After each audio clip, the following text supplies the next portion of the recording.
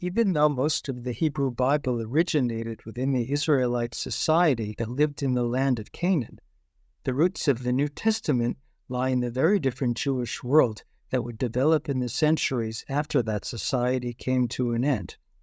By the last 2 centuries before the Common Era, the Jewish world of the Mediterranean, outside of the land of Israel, was inhabited by communities of Greek-speaking Jews. The origins of these communities lie in the years that followed the military conquests of Alexander the Great, the son of King Philip of Macedonia, who followed in his father's footsteps by organizing a large army of Greeks and Macedonians to invade the Persian Empire and create a massive multi-ethnic state under his rule.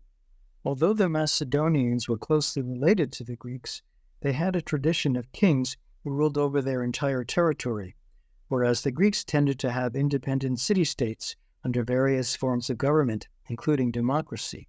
So when Alexander's plans were cut short by his death at the age of 33, his generals divided up the territory he had conquered into 3 large kingdoms, one that included Greece itself and Macedonia, one that included Egypt, which had become a Persian province, and one that included what was then called Asia, present-day Turkey, the Middle East, and parts of Mesopotamia. These regions were populated by a mixture of different ethnic groups, including the Jews, whom the Persians had largely left to govern their own affairs, and when the Ptolemies in Egypt and the Seleucids in Asia took power, they tended to do the same. There was, however, a broad cultural change as Greek literature, art, and ideas began to intersect with the more educated strata of the non-Greek world, and it's the products of this interaction which we now call Hellenistic, from the Greek word for Greek. The cultural capital of this new society was Alexandria, which was named after Alexander, but founded by his successor Ptolemy. Though it was located in Egypt, it was on the Mediterranean coast and oriented outward rather than inward, and it was in no sense an Egyptian metropolis like the ancient cities of Memphis and Thebes. People moved to Alexandria from all over the Hellenistic world, both Greeks like Aristarchus, who was the greatest scholar of the works of Homer, and non-Greeks like the Stoic philosopher Zeno, who came from Cyprus. Alexandria was the home of the library, the largest collection of classical literature in the ancient world, and the museum, or Temple of the Muses, which was a center of scientific and literary research. Most of Alexandria's inhabitants were Greeks and Jews, as the local Egyptians were not integrated into its culture, and Queen Cleopatra VII, the last Ptolemaic ruler, was famously said to have been the first member of her family to learn Egyptian. The rise of Hellenistic culture would make a lasting impact on the development of the Bible through 2 main routes. The first was, of course, the Septuagint, which would not have existed if its Jewish readers had no longer been able to understand the Hebrew Bible in its original language. The story of the Septuagint's creation is literally legendary. According to a document called the Letter of Aristeas, which was supposedly written by one Greek to another, the translation was requested by King Ptolemy II, who wanted to add Jewish wisdom to the library. But it seems much more likely that this letter was a story composed within the Jewish community of Egypt, given that the Septuagint was, as far as we know, read only by Jews, and there is no evidence that any Jewish books were ever added to the library, or that the Greek scholars of the Hellenistic world knew anything at all about the Bible. In fact, what we are told about the Jews by Alexandrian writers like Appian, and later by Romans like Tacitus, shows that they knew nothing at all about Jewish traditions, and all of our evidence suggests that until the spread of Christianity, cultural interactions between Greeks and Jews, like the interactions between Greeks and other Eastern societies, tended to go in one direction only.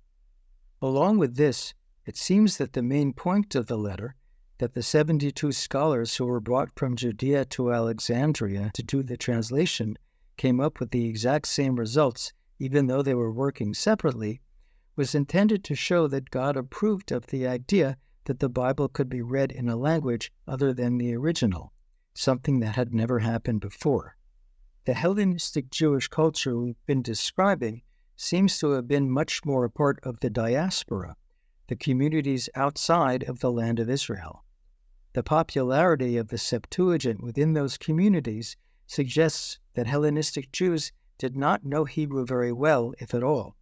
And even the philosopher Philo of Alexandria, who was one of the most prolific Jewish intellectuals of his time and wrote extensively about the contents of the Bible, does not seem to have been able to read it in the original. For part of this period, from the mid-2nd through the mid-1st century BCE, Judea was ruled by a new Jewish dynasty called the Hasmoneans. These were members of the family of Judah Maccabee, who was a leader of the revolt against Seleucid rule that broke out around 170 BCE. This dynasty stayed in power for about 100 years, when it was replaced by the family of Herod, and Judea became a client kingdom of the Roman state. And much of the Jewish literature of this period was informed by Hasmonean ideology, which emphasized the victory of the Jewish state over its pagan enemies and its cultural independence from foreign ideas and practices.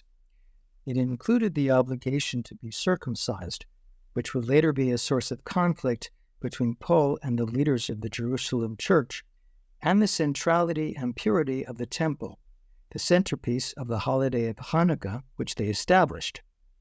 It also portrayed the war with the Seleucids as a fight between opposing ideologies of Judaism and paganism, and promoted for the first time the idea of martyrdom, dying for one's faith, which the early Christians would then adopt. But at the same time, the Hasmoneans came to style themselves like Greek kings, even minting coins with Greek inscriptions. And despite their conflict with the Seleucid kingdom, the Jews of previous generations don't seem to have had any problems with the Ptolemies who ruled the land until around 200 and were no less pagan. We also know that there were at least some Greek speakers among the inhabitants of Judea. The Book of Acts talks about conflicts between the Hebraists and Hellenists in Jerusalem, though this suggests that they lived in separate communities. The Talmud has Gamliel, a descendant of the Gamliel who was the head of the Sanhedrin, the Jewish court, in Acts, giving his daughters a Greek education. And the historian Josephus, who grew up in Judea, learned Greek well enough to write in it. We also have some letters written in Greek from the 2nd century CE, which were hidden in a cave by participants in the Bar Kokhba rebellion against Roman rule. And yet Josephus tells us that he wrote another version of his Greek work, The Antiquities of the Jews, in Aramaic, so that his own people could read it.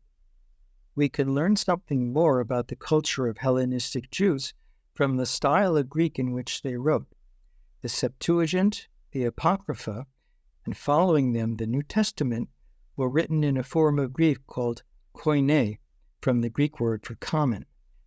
This was a somewhat simplified form of the language which grew up among the Greeks who settled across the East in the wake of Alexander's campaigns and the people they encountered there. These Greek settlers came from different parts of the homeland, each with its own dialect, but their new communities tended to blur these differences. Koine was also affected to a degree by the languages of Asia and the Middle East, judging by the Jewish texts we have from this period. These texts show what are now called Hebraisms and Aramaicisms, i.e., expressions that had not existed in Greek in the past, but were translations of their equivalents in these Semitic languages.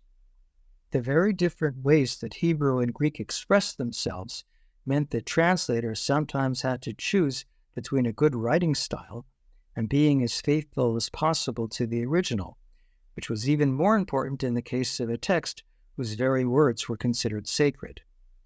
The Septuagint tends to fall on the side of good style, especially when compared with some other Greek translations written by Jews in the 2nd century CE. These later works seem to have been motivated by a desire to stick closer to the Hebrew, along with the fact that by then the Septuagint had become synonymous with the Greek Orthodox Church. But the Septuagint could also be literal. For example, it uses the phrase thelo en, want in, rather than just the verb thelo, because the Hebrew parallel uses chafetz be to mean want.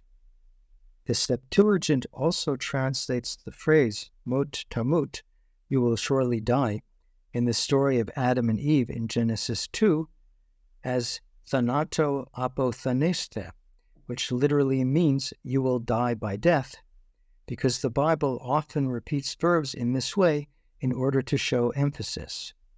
Another common quirk of the Septuagint is to begin verses with kai or and, as in the phrase kai ageneto, and it happened, for the Hebrew vayehi, because the letter vav serves two different purposes in biblical Hebrew: to link together ideas, as and does in English, and to change verbs to the past tense. This is why the King James Bible, for example, also begins many verses with and, even though this doesn't reflect the meaning of the original Hebrew. The Septuagint and the other Greek translations were faced with the challenge of bridging the cultural and chronological distance between the world they knew and the world of the Hebrew Bible, which made some of its contents hard for them to understand. A famous case is a phrase that remains obscure to this day, Shnei Ariel Moav. According to parallel passages in 2 Samuel and Chronicles, an Israelite hero killed some sort of people or creatures, and while the Septuagint's translation of 2 Samuel translates the phrase as the two sons of Ariel of Moab, adding new words in order to turn the unknown ones into proper names, at 1 Chronicles it just transliterates it.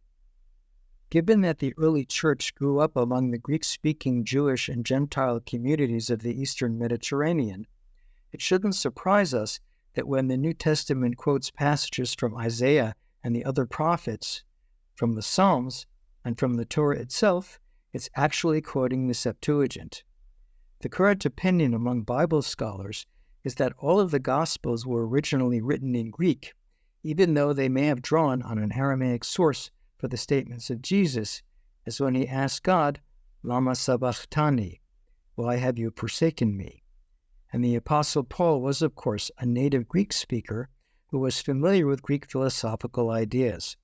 So the Septuagint and the New Testament share to a great degree the same linguistic, cultural, and intellectual background. The other route by which the Hellenistic Jewish world shaped the New Testament is the set of books called the Apocrypha.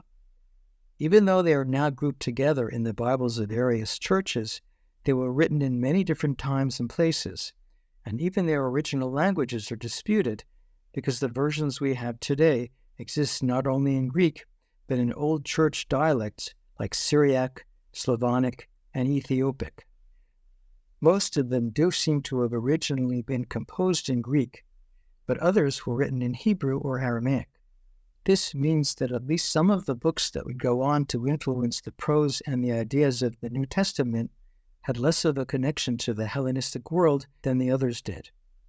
The Greek in which 1 Maccabees is written, for example, shows signs of the Hebrew or Aramaic original. It begins verses with kai, for the same reason that the Septuagint often does, and it uses expressions like a man to his neighbor, which is how Hebrew, though not Greek, expresses the idea of to one another. Another apocryphal book which was originally in Hebrew is the Wisdom of Ben Sira. Though this book exists today only in Greek, its preface tells us that it was translated into that language by the author's grandson, who had moved from Judea to Alexandria in the mid-2nd century BCE.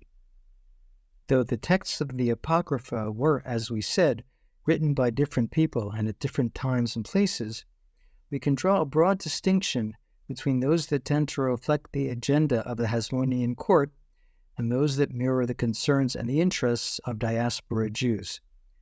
The books in the first group tend to focus on the victory of Jews over Greeks who wanted to destroy their culture and their beliefs, while 1 Maccabees is the most obvious example of Hasmonean literature, as it tells the story of the revolt that led to the establishment of the Jewish kingdom. Another interesting case is the Book of Judith, which centers on the military victory over foreign invaders of the land of Israel that echoes the Hasmonean story of the victory of Judah Maccabee. Judith, however, is set in a fictional past in which an Assyrian army attacks a city in the northern Israelite kingdom, but is repelled when Judith bravely kills their general Holofernes. It therefore combines elements of the victories of Deborah and Jael over the Canaanites in the Book of Judges. It also has one of its main characters decide at the end to convert to Judaism by being circumcised, which was, as we said, an important part of Hasmonean ideology, which we also find in other works of the era, like the Book of Jubilees, in which the Hasmoneans forced some of the Gentile inhabitants of their territory to do. On the other hand, Judith expresses a belief, which was particular to the Diaspora, that the God of the Jews was actually universal and in control everywhere, rather than specific to the land of Israel, as the Israelites had assumed. Such a belief isn't surprising. Jews were now for the first time dealing with the problem of how they could remain on good terms with God without the direct access to Him that their ancestors thought they had by living in the land and sacrificing in the temple. If God were everywhere and could be appealed to by prayer, as Daniel does in Babylon, then all would be well. The story of Judith presents itself as a sort of historical novel, which was a genre that was developing for the first time in the Hellenistic world. Though these novels were set in real locations, they tended to be adventure stories, which focused on travel, narrow escapes from disaster, and a happy ending. The more purely Hellenistic apocryphal works tend to focus on trusting in God and maintaining one's Jewish identity in the diaspora, even in difficult circumstances, and they exhibit a certain nostalgia about the lost homeland, which we first find in the Book of Esther, one of the latest books of the Hebrew Bible. In fact, the apocryphal Greek version of Esther includes several additions which bring out these themes even more than the Hebrew original does. Although Esther is married to the king, she doesn't have relations with him because he is uncircumcised, and she doesn't eat any food that could be unkosher or drink wine used in pagan offerings. Several of these apocryphal works are associated with the Hebrew book of Daniel, in the sense that he appears in them as a character, and they too are set in Babylon. One of these is the story of Susanna, who is a beautiful woman accused of adultery by two of the Jewish community's elders, whose advances she had refused. But she is saved by Daniel, who proves through logic that the accuser's stories contradict themselves. Then there's the story of Bel and the dragon, which parodies the pagans' worship of other gods by having Daniel show that they are actually ineffectual. Like the story of Judith, it suggests that by the time it was written, Jews had come to think of their God as universal and all-powerful. Another story set in the diaspora is the Book of Tobit, which, like Judith, harkens back to the times of the Israelite exiles and begins in the Syrian capital of Nineveh with a man who had been deported there when the kingdom of Israel was destroyed in the 8th century BCE. Like Judith, this is a fictional story with a historical setting, and like the other diaspora stories, it emphasizes staying loyal to God even in exile through prayer, fasting, and charity instead of sacrifice and offerings. It also contains the sort of fanciful, novelistic elements we find in Hellenistic novels and in the Book of Judith. Tobit goes blind, but is healed with the help of the angel Raphael, who advises his son to make a magic charm from a fish he had caught.